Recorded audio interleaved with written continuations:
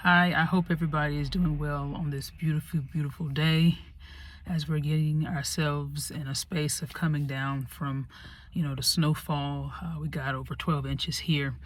So we are definitely on the up and up.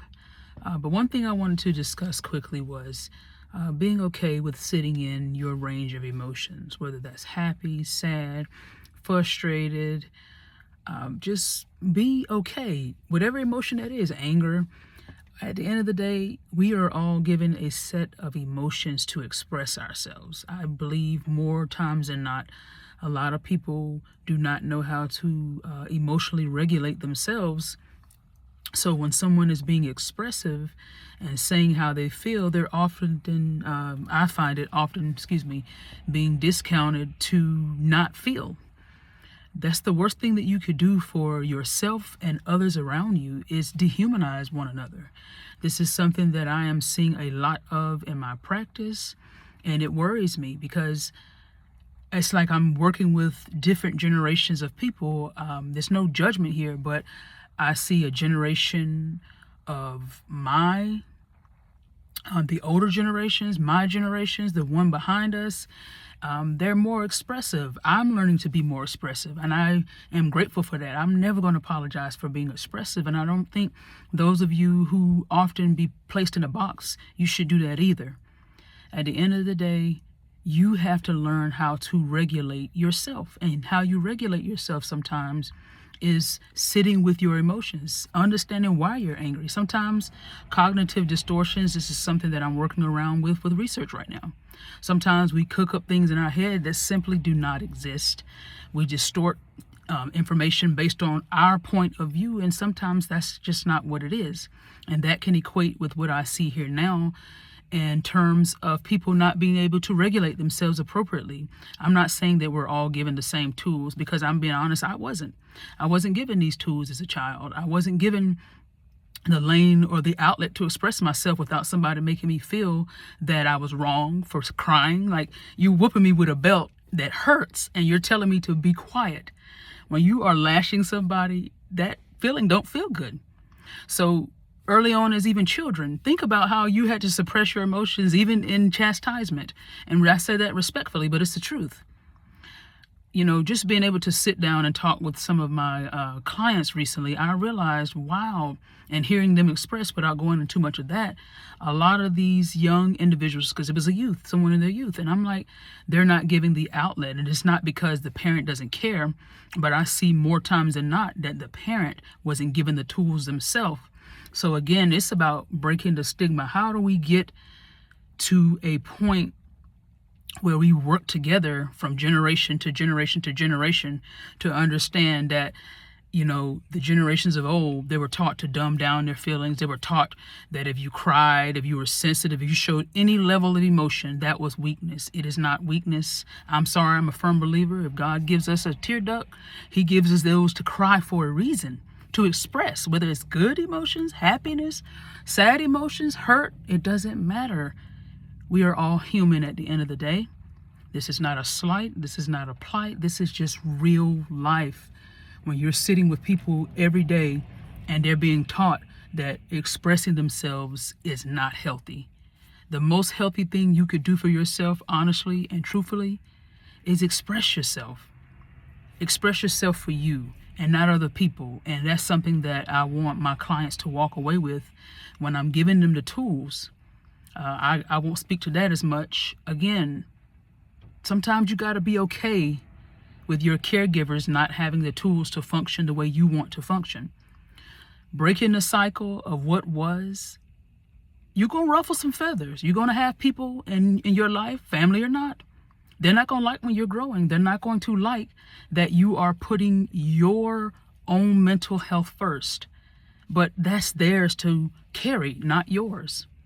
So again, how we regulate every day. If you're having a good day, that is beautiful. But if you're having a bad day, don't take it out on the next person. Be kind, because you really do not know what people are going through. And I think that's something that I've learned a lot about myself at the latter part of last year and even now here in February of 2026. People deal with things in a broad range of ways, and sometimes it may look unorthodox to you or myself, but to them, they're regulating. To them, they're managing the best they know how. We have to understand that everybody does not have the tools, and I think I see that across the generations. You know, not being afforded and having those tools to regulate yourself, I think that everybody owes that to themselves, to learn the importance of regulation.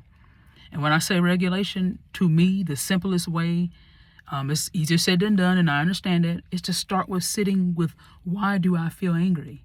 Is it something in the past that caused me to trigger and feel this emotion? Like, why am I mad at him? Why am I mad at her?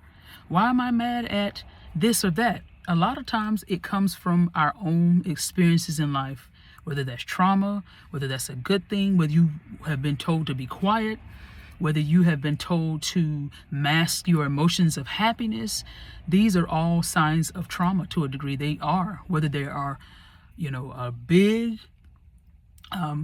just a big, well, I'll say whether it's light, moderate, or severe. I'll leave it there, because all trauma does not look the same. Again, it comes in shapes and sizes, but a lot of the stories, a lot of just the experiences that I've been having in the field, whether it's through common conversation like I'm having now, and me sitting with other people and realizing, wow, each of us has some level of trauma that we have faced, whether we be minimized, whether we've been told to be quiet and go in a corner, whether we were reprimanded, because sometimes kids don't need their butt whipped all the time. I admit sometimes that chastisement, yes, I'm not saying spare the rod, but sometimes it pays to listen, because just me being able to listen to a client last week really made a world of difference in this client's life. He said, I've never had somebody listen to me the way you did. Thank you, Miss Hall. And I didn't do it for the back pat, but I realized, wow, even the generations of now, the ones who are coming behind us, 20-year-old, 13 to 20, 22, 23, same thing, 26, 30, you can put that in there too. So again, I think we owe it to ourselves to really pay attention to how we regulate our own emotions, because if we're not, we're going to pass that cycle on to the next generation that comes behind us. And then when they're actually trying to express themselves emotionally, we're going to close them off. I will say that's why I'm grateful that I have learned to let my son speak, let him talk, let him express themselves. I'm not the perfect parent, but I have learned to embrace him, to hug him, and even still kiss him. I know he hated it, but I want him to have things that I never had. And it's no knock to my parents, but it's the truth. An emotional outlet to be okay to express himself without feeling shame and hurt behind that. This is not a knock to any parents, and I do know that a lot of parents typically, they only repeat what was demonstrated in front of them. So, I get it, because I did it myself. But just be okay with people expressing themselves, even if you're uncomfortable and somebody wants to express themselves, especially somebody that's your family. Be willing to listen. And saying let it go or forget the past, yes, that is the ultimate goal, but please understand, you do not dictate how people process things, and you don't dictate how people get over things. Sometimes it takes people decades to get over stuff. We don't have a timeline on how to fix somebody's experience of whatever they're going through. So just be careful when you're sitting around people and telling them, oh, they should have been got over that. You can't tell people how to process things in life, especially when they weren't given the tools to process it effectively. Y'all take care, and see you around.